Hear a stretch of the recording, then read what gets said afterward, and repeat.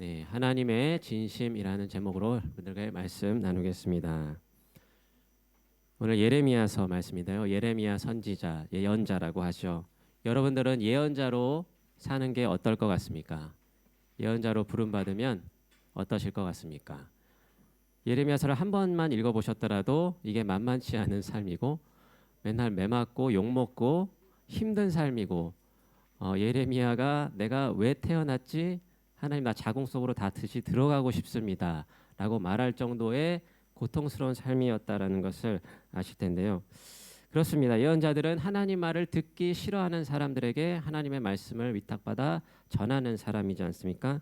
그러니 부담스럽고 무거운 일을 맡은 것이 틀림없습니다. 오늘 읽지는 않았지만 예레미야 1장에 보면은 예레미야가 예언자로 부름을 받았을 때 매우 겁을 먹었을 뿐 아니라 탄식을 외치는 것을 볼 수 있습니다. 나는 아이라 말할 줄을 모른다라고 겁을 먹었고요. 하지만 주님께서는 예레미야에게 말씀하셨죠. 두려워하지 말라. 내가 너와 함께 하겠다.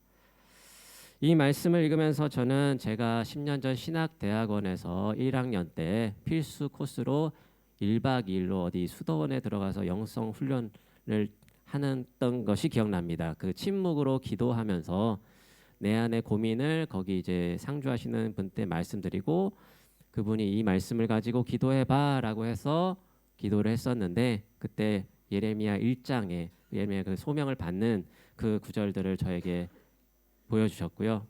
또 요한복음에서 이제 예수님의 부활하신 예수님을 만나서 베드로에게 내가 너를 사랑한다라고 고백하게 만든 그 구절을 주셨는데 예, 제가 이제 그때 고민이 하나님이 이제 신학대원에 들어왔으니 앞으로 목회의 길을 가고 선교사의 길을 가고자 하는데 정말 이 길을 갈 수 있을까라는 확신이 없었던 것이죠. 괜히 움츠러들고 의심하고 그랬기 때문에 내가 자격이 없는 것 같고 그런 마음으로 하나님께 기도를 드렸을 때 하나님께서 저에게 주셨던 말씀은 10절 말씀이었습니다. 보라 내가 오늘 너를 여러 나라와 여러 왕국 위에 세워 내가 그것들을 뽑고 파괴하며 파멸하고 넘어뜨리며 건설하고 심게 하였느니라 하시니라. 하나님은 예레미야를 여러 나라와 왕국 위에 세우셨죠. 그를 통해 세 번의 부정적이고 무거운 단어가 나옵니다. 뽑고 파괴하고 파멸하겠다, 넘어뜨리겠다. 이렇게 무거운 단어가 먼저 나오는데요. 저와 여러분들이 오늘 말씀을 통해 그렇게 무겁게 무섭게 허무시고 또 다시 세우시겠다고 하시는 하나님의 마음이 어떤 것인지 찾아가 보기 원합니다. 예레미야 1장 1에서 3절에는 그가 살던 시대와 배경이 함께 예레미야가 소개되어 있습니다. 예레미야는 제사장들의 유배지였다고 하는 아나도 출신의 제사장 출신으로 선한 왕이었던 요시야 왕 13년 이후부터 그 후에 악한 왕들이죠. 여호야긴, 시드기야 왕 그리고 시드기야 왕 11년 유다가 이제 바벨론의 포로로 사로잡혀가기까지 활동했던 선지자였습니다. 주님께서 그토록 52장 아주 긴 이 예언서를 통해 예레미야를 통해 고발하시고자 하는 죄는 어떤 것이었습니까?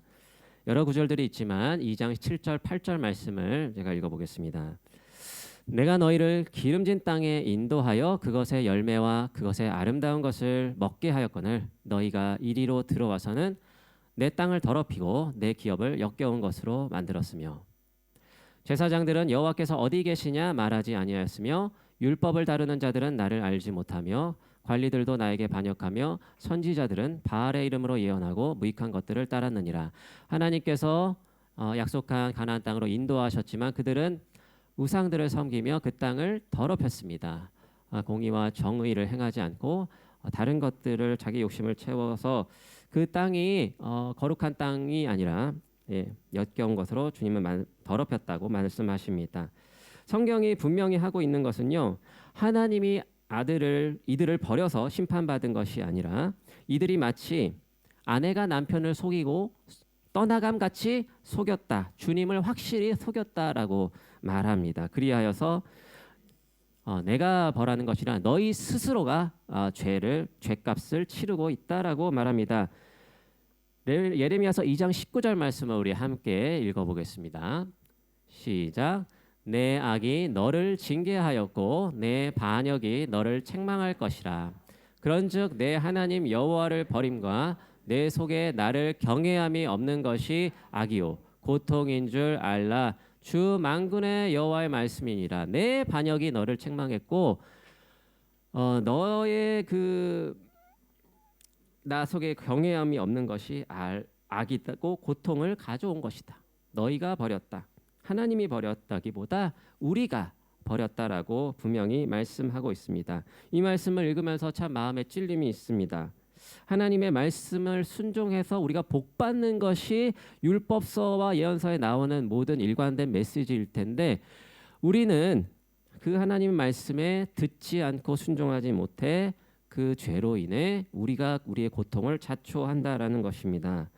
우리는 때로 사랑해야 될 사람, 미워하지 말고 품고 사랑해야 될 그 사람을 결국은 용서하지 못하고 미워함으로 인해 우리가 가장 고통스러운 것이죠. 우리 스스로가 우리를 마음을 지옥으로 만들어 버리지 않습니까? 이스라엘 백성들에게 있어서 이러한 고통이 임했다라는 것입니다. 그 죄악이 만든 처참한 결과는 결국 무엇이었습니까? 북이스라엘에 의한 남유다의 바벨론에 의한 완전한 멸망이었지요. 바벨론의 3차 침공으로 예루살렘 성전이 완전히 회파되고 그 왕 시드기야의 두 눈이 뽑히고 모든 것을 뺏기고 바벨론 포로로 사로잡혀 갔습니다. 그제서야 백성들은 우리가 하나님을 말씀 안 들으면 이렇게 멸망을 당할 수 있고 하나님이 우리를 이렇게 내버려 두실 수 있다라는 것을 그제서야 깨닫게 되는 것입니다. 그런데 예레미야서의 말씀은 심판의 말씀이 가득하지만 하나님의 진심, 하나님의 우리를 향한 마음은 심판에 머무는 것이 아닙니다. 오늘 예레미야서 31장을 읽었는데요. 31장에는 이 포로기 백성을 향한 희망의 목소리가 다시 들리고 있습니다. 아까 서두에 말씀드린 예레미야를 통해 뽑는 것이 아니라 심고 건설하겠다는 그 메시지, 다시 회복하시겠다는 메시지가 나오고 있습니다. 그 메시지를 오늘 본문에서 어떠한 모양으로 하고 계신지 또 그것을 통해서 주님의 마음이 어떠한 것인지를 함께 찾아가 보기 원합니다. 첫 번째는요, 하나님은 자기 백성의 죄와 멸망을 기뻐하시지 않습니다. 아파하십니다. 오늘 본문의 위로와 회복의 말씀은 1차적으로 오늘 위로의 신탁은 1차적으로 북이스라엘을 향한 것입니다. 물론 남유다와 무관하지 않고요. 우리와 무관하지 않은 말씀입니다. 오늘 본문 31장에서 주께서는 처녀 이스라엘을 그 사랑으로 다시 세우실 것을 말씀하시는데요. 4절 5절 말씀입니다. 함께 읽어보겠습니다.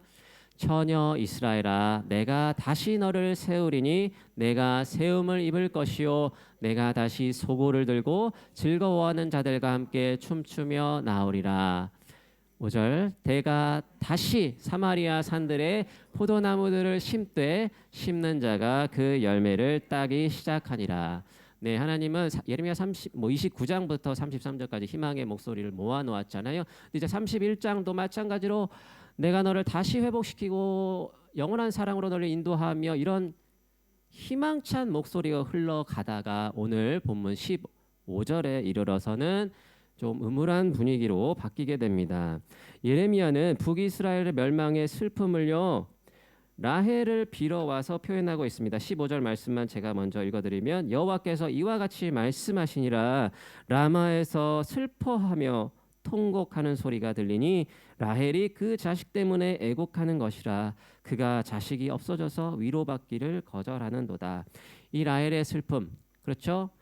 아들을 낳다가 죽어버린 창세기에도 기록되어 있는 이 라헬의 슬픔, 어머니의 슬픔이 지금 이 북이스라엘의 멸망의 슬픔을 얘기하면서 지금 예레미야는 빌어오고 있는데 이 라헬과 라마가 갑자기 왜 등장하는 걸까요? 라마는 어떠한 곳이었을까요?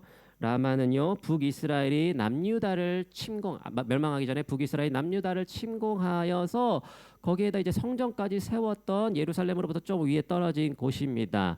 그리고 또한 남유다가 이제 당대국 시리아에게 이제 같이 이제 조공을 주고 은과 금을 주어서 동맹을 맺어서 북왕국 이스라엘을 또한 물리쳤던 곳입니다. 그러니까 북이스라엘과 남유다가 함께 치고받고 살인이 일어나고 이런 비극의 현장, 슬픔과 아픔의 현장이었던 곳이 이 라마였던 것입니다. 그런데 이 라마는 또한 예레미야 40장 1절에 보면은 바벨론이 유다 수도 예루살렘을 함락한 후에 수많은 사람들을 포로로 끌려가고 예레미야 역시 포로로 끌려가다가 바벨론 당국자들이 호의로 풀려준 곳이기도 하거든요. 그래서 이 유다 백성들이 포로로 끌려가기 전에 중간 집결지였을 가능성도 있는 곳입니다. 그러므로 이 라마는 북이스라엘과 남유다의 슬픔이 가득한 곳, 예레미야가 정말 하나님의 마음으로 이 민족들의 죄를 그토록 외쳤는데 듣지 않고 결국 망하는 모습을 지켜보며 슬픔에 잠겼던 그러한 슬픔의 현장이라는 것이죠. 그래서 오늘 아까 읽었처럼 라마에서 슬퍼하며 통곡하는 소리가 들린다고 했는데 이것은 그냥 들리네가 아니라 우리 보고 그 아픔을 좀 느껴봐라. 그 목소리를, 그 슬픔을 죄로 인해 그들이 감당한 그 슬픔을 느껴보라는 말씀이 아니겠습니까? 왜냐하면 바로 거기에 죄와 그 고통으로 인해 아파하시는 하나님의 마음이 담겨 있기 때문이죠. 하나님은 맞습니다. 실로 악을 간과하지 않으시고 거기서 그치는 것이 아니라 또한 인생들을 긍휼히 여기사 사랑과 정의와 공의를 이 땅에 베푸시는 하나님이십니다. 그리고 그 정의와 공의의 기초는 무엇입니까? 타인에 대한 고통에 대한 아픔과 공감 아니겠습니까? 주님은 야곱을 위해 노래하라. 주의 백성을 구원해 달라고 외치면서 이 하나님의 긍휼히 여기심, 가장 연약한 자들부터 아끼시고 품으시는 그 마음을 오늘 또 31장 8, 9절에서 말씀하고 계십니다. 제가 읽어보겠습니다. 보라, 나는 그들을 북쪽 땅에서 인도하며 땅 끝에서부터 모으리라. 그들 중에는 맹인과 다리 저는 사람과 잉태한 여인과 해산하는 여인이 함께 있으며 큰 무리를 이루어 이곳으로 돌아오리라. 그들이 울며 돌아오리니 나의 인도함을 받고 간구할 때에 내가 그들을 넘어지지 아니하고 물 있는 계곡에 고진 길로 가게 하리라. 나는 이스라엘의 아버지요 에브라임은 나의 장자니라. 8절 말씀을 다시 보여주시면 북쪽에서부터 이런 놀라운 연약한 모든 사람들의 그 취약한 사람들의 열거되면서 하나님의 회복이 약속이 되고 있고요. 이들을 하나님이 아픔을 아파하시고 긍휼히 여기셨다는 걸 우리가 느낄 수 있습니다. 북쪽이라는 것은 늘 이스라엘 백성들이 침략을 당했던 심판, 그 침략은 심판 때문에 일어난 것이었죠.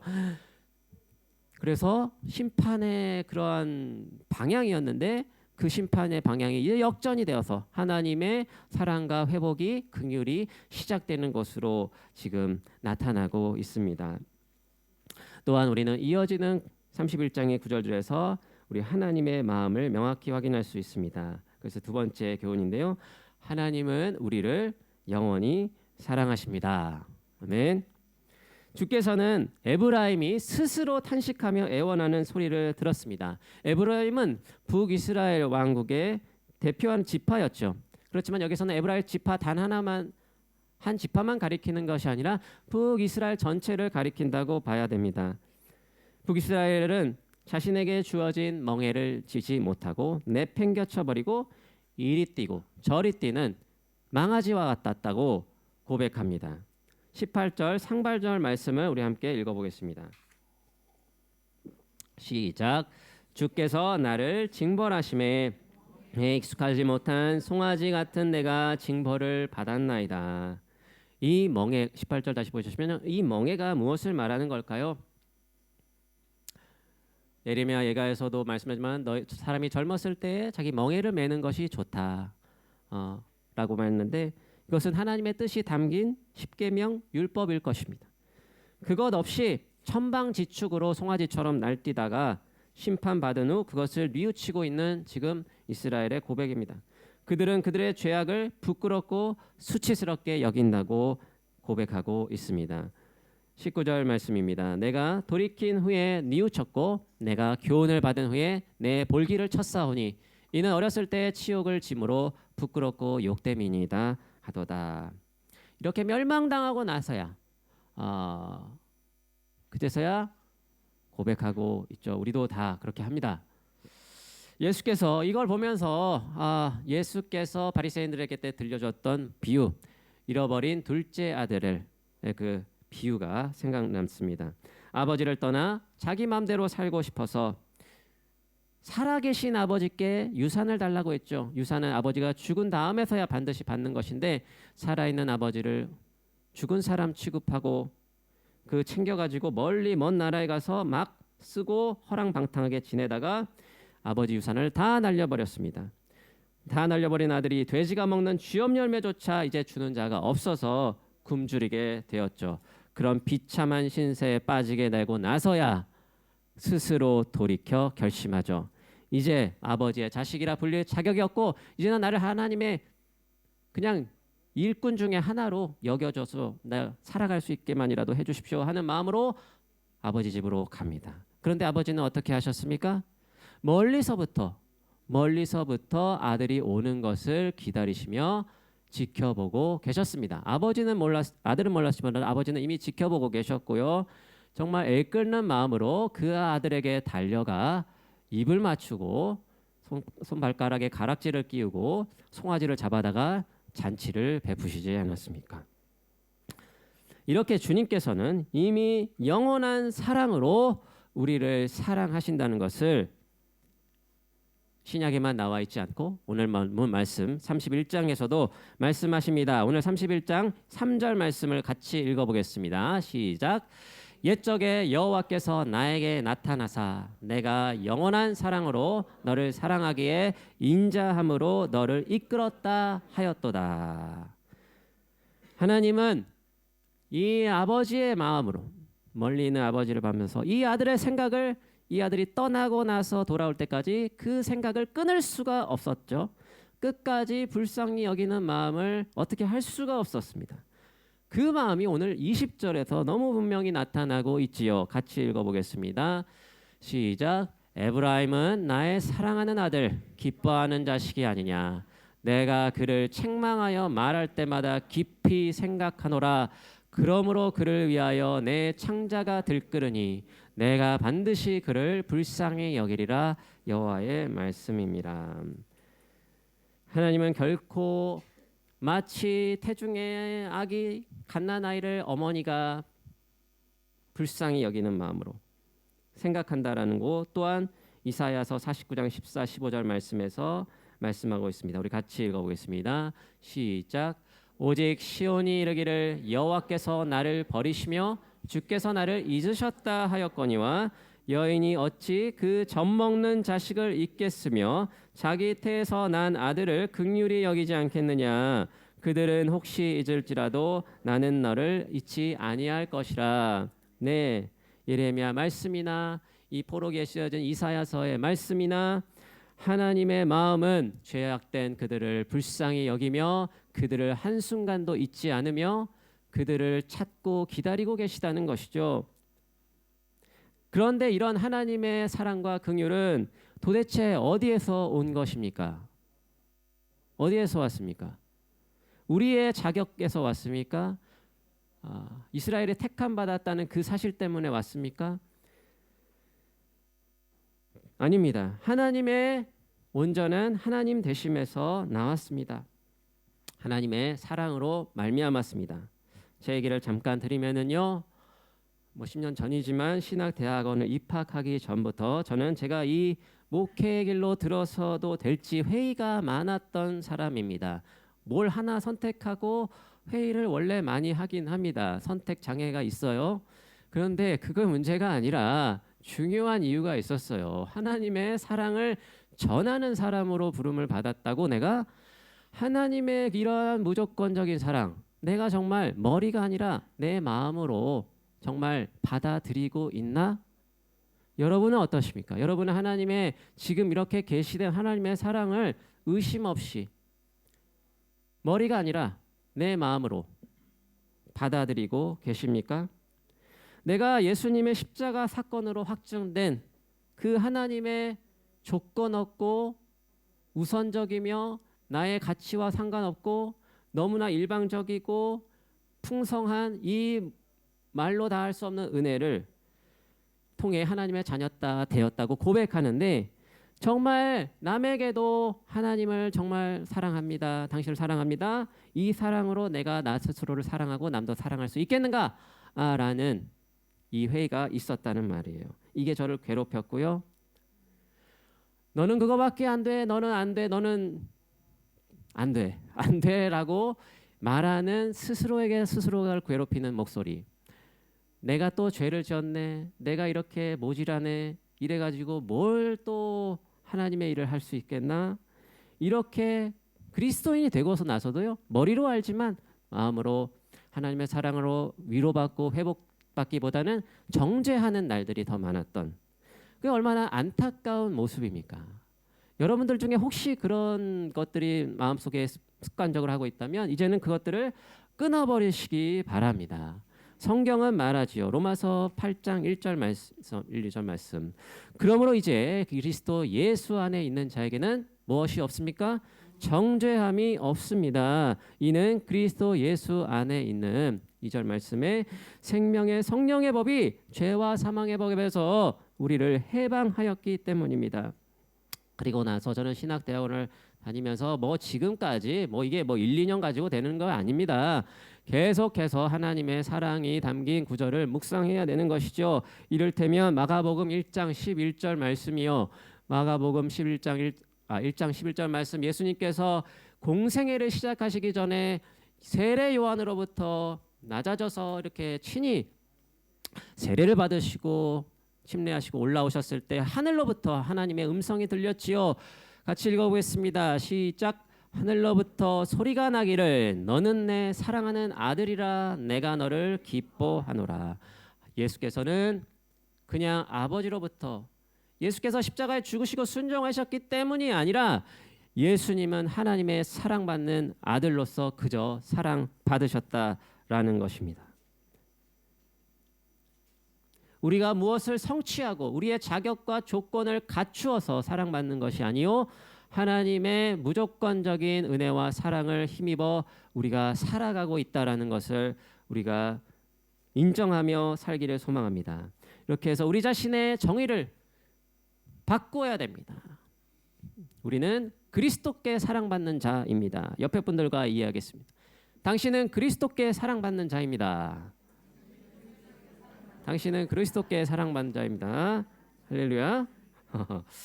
사랑하는 성도 여러분, 제발 나는 쓸모가 없어, 나는 너무 많은 죄를 지었어 하며 자책하지 마십시오. 또 남과 비교하면서 자신을 확인하려는 무익한 자의식을 버리시기 바랍니다. 우리 안에 부풀어진 자아의 교만을 마음대로 활개치게 내버려두지 마시고 하나님의 다함없는 사랑을 말씀으로, 기도로 우리의 삶 가운데 느끼고 그것을 누리는 우리 모두가 되기를 소망합니다. 나는 있는 모습 그대로 사랑받는 존재야. 이것이 최고의 조건이며 충분한 조건입니다. 하나님은 이스라엘의 회복을 약속하십니다. 저들은 저들이 지은 죄 때문에 바벨론의 포로가 되어 왔지요.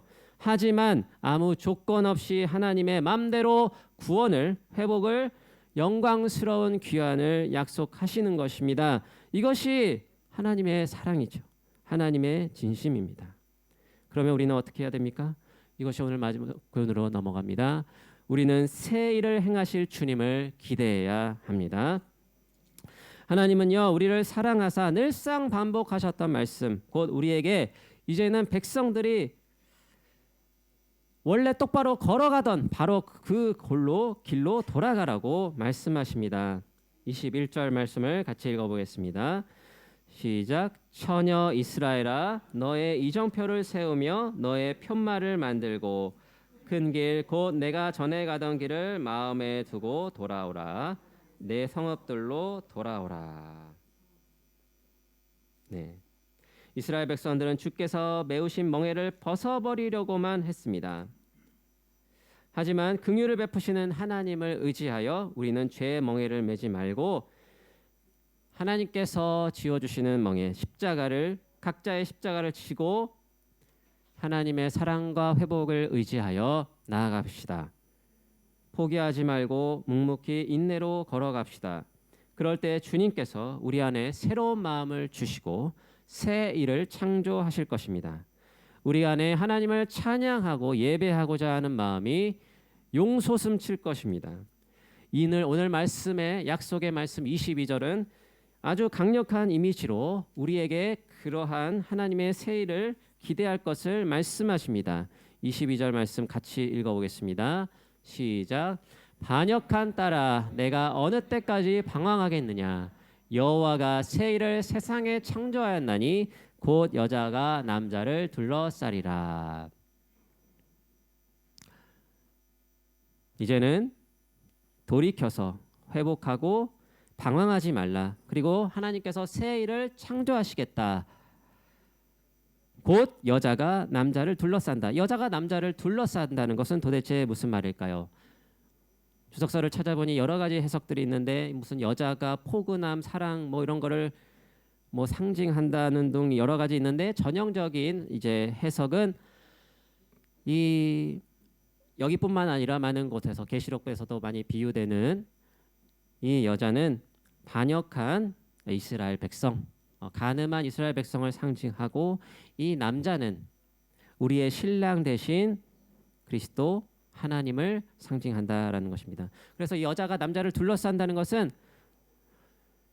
이제는 하나님이 우리를 보호하는 우리의 모든 죄를 뒤지다거리를 하는 그냥 그 정도의 일을 하는 수준이 아니라 우리가 정말 전심으로 하나님께 돌이켜서 하나님을 예배하는, 하나님을 우리가 이렇게 감싸안고 섬기는, 둘러싸서 섬기는 이 모습을 떠올리게 되는 것이죠. 하나님을 진심으로 예배하는 그것을 하나님께서 우리에게 새 일을 창조하신다면서 말씀하고 계십니다. 이것 또한 하나님의 은혜로 가능할 것입니다. 우리가 하나님께 더 순전한 마음으로 그 대자 대비하신 사랑에 의지하여 주님께 맡겨드림으로 주님이 예비하신 놀라운 축복을 우리가 누리게 될 줄 믿습니다. 하나님의 선하시고 다함 없으신 그 사랑에 우리의 마음을 다해 반응하는 복된 성도님들 다 되시기를 축복합니다.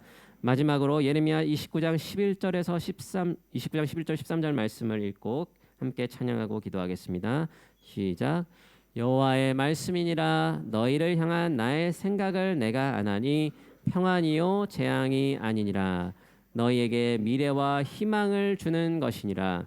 너희가 내게 부르짖으며 내게 와서 기도하면 내가 너희들의 기도를 들을 것이요 너희가 온 마음으로 나를 구하면 나를 찾을 것이요 나를 만나리라. 아멘. 하나님의 무한한 일하심을 기대하며 우리 꽃들도 같이 찬양하고 기도하겠습니다.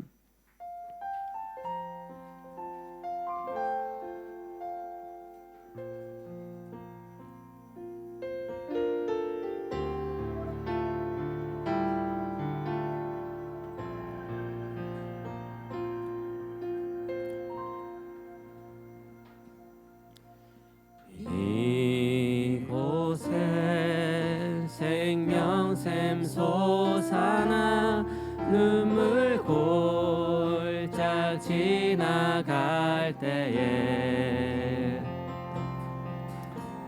머잖아 열매 맺히고 웃음소리 넘쳐나리라. 다시 처음부터 부르겠습니다. 이곳에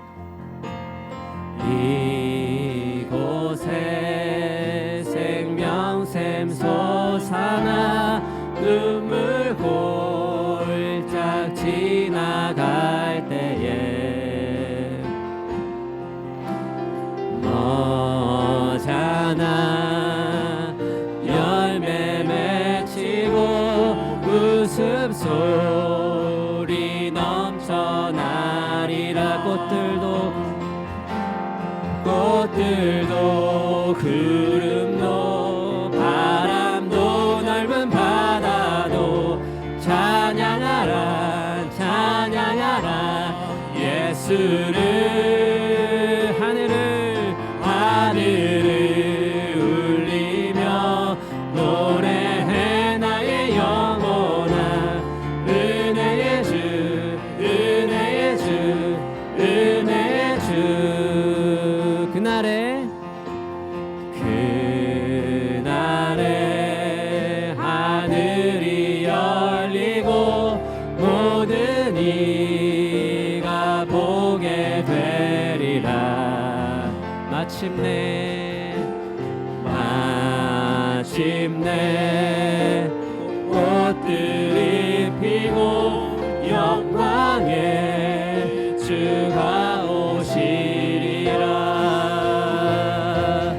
꽃들도 구름도 바람도 넓은 바다도 찬양하라 찬양하라 예수를 하늘을 울리며 노래해 나의 영혼아 은혜의 주 은혜의 주 은혜의 주 1번으로 부르겠습니다. 하나모 하나모 그모모 가제모 음이모 가나네요 가나네요 예수오 소란이 희비게 우타에 담아시요 매금이요 매금이요 매금이요 마지막으로 하나모 하나모 그모모 가제모 음이모 가나네요 가나네요 예수오 소란이 희비게 우타에 담아시요 매금이요 매금이요 매금이요 그렇습니다. 하나님은 우리를 위해 지금도 일하고 계십니다. 우리를 무한히 생각하시고 우리를 향한 생각을 끊을 수가 없고 우리를 향한 긍휼을 멈추지 않으시는 사랑의 하나님이심을 고백합니다. 하나님의 무한한 일하심을 믿으며 하나님의 자녀로 그 사랑받는 자녀로 살아내는 하루하루가 되게 달라고 다 같이 기도하시겠습니다. 주여 아버지 하나님 감사합니다. 주님의 사랑과 은혜가 우리의 삶 가운데 충만하게 임하기를 고백하오니 아버지 우리를 불쌍히 여겨 주시옵소서. 하나님 우리의 죄악을 허물을 용납하지 않으셔 주시옵시고 아버지의 사랑으로 감싸 주시기를 원합니다. 에브라임을 용서하셨던 하나님 우리의 삶이 주님의 보호하심으로 말미암아 아버지 하나님 든든히 서갈 수 있기를 원합니다. 나의 사랑하는 아들 나의 기뻐하는 자식이라고 지금도 말씀하여 주시는 하나님 아버지 나를 책망할 때마다 깊이 생각하시며 아버지 창자가 끊어지는 만큼 아버지 그 깊은 사랑으로 우리를 불쌍히 여기시는 하나님 아버지 하나님 우리가 그 사랑을 덧입고 살아가는 복된 자녀들인 것을 주님 기억합니다. 하나님 우리가 날마다 주의 사랑을 묵상하며 주님의 말씀 안에 거하게 하시고 하나님께서 세워주신 이정표를 따라 견말을 따라 따라가게 도와주시옵소서. 아버지 하나님 우리 가운데 주님 세일을 행하신다 말씀하였습니다. 여자가 남자를 둘러싸는 그 놀라운 회복의 역사 그 놀라운 선 아버지 하나님을 찬양하고 높이며 하나님께 영광을 돌리는 역사가 일어날 줄 믿사오니 아버지 하나님 그 사랑으로 우리를 새롭게 하여 주시옵시고 하나님의 크신 사랑 안에 우리가 머물 수 있도록 주여 역사하여 주시옵소서. 주여 우리를 불쌍히 여겨 주시옵소서. 주여 우리를 주님께 나아갑니다. 사랑의 주님 아버지 모든 무거운 것들을 멍에를 주님께서 다 감당하시고 자기 아들을 내어주시기까지 우리를 사랑하신 그 하나님의 무한한 사랑을 우리가 받아들이기 원합니다. 하나님 우리를 향한 판단하지 않으시고 우리를 불쌍히 여기시고 사랑하시는데 하나님, 우리가 우리를 판단하지 않고 아버지 하나님 있는 모습 그대로 우리 스스로를 사랑하며 또한 우리를 모두를 긍휼히 여기시는 하나님의 마음으로 우리 이웃을 사랑하기를 소망합니다. 지금 있는 모습 그대로 우리를 사랑하시는 하나님을 받아들이고 기뻐하며 우리 안에 새 일을 행하실 주님을 기대하게 이끌어 주시옵소서. 주님의 긍휼과 사랑에 힘입어 날마다 주를 의뢰하며 살아가는 우리 모든 성도님들 되게 하여 주시옵소서. 주님이 세우신 편말과 이정표를 따라서 돌이키게 하시고 하나님이 기뻐하시는 길을 위해서 달려나가는 우리 모두가 되게 하여 주시옵소서.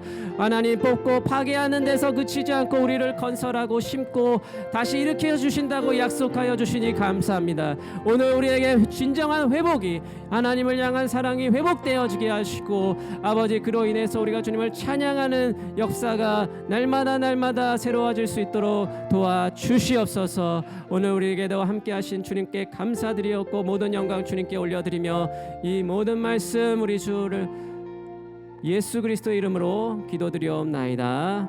아멘.